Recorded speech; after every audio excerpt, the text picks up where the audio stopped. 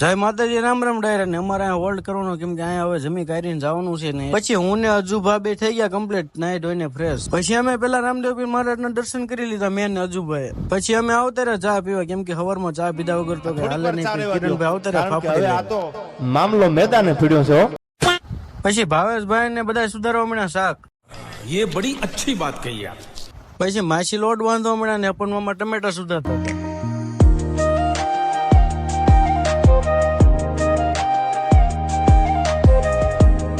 અજુભા કે મારો વ્લોગ લઈ લે, હું શાક બનાવતો હોય એવું. પછી અજુભાનો વ્લોગ લઈ લે. वाह क्या सीन है, वाह क्या सीन है. બધાએ પેલા લઈ લીધી રામભાઈ ડીશ કેમ કે એમને ભૂખ બહુ લાગી હતી.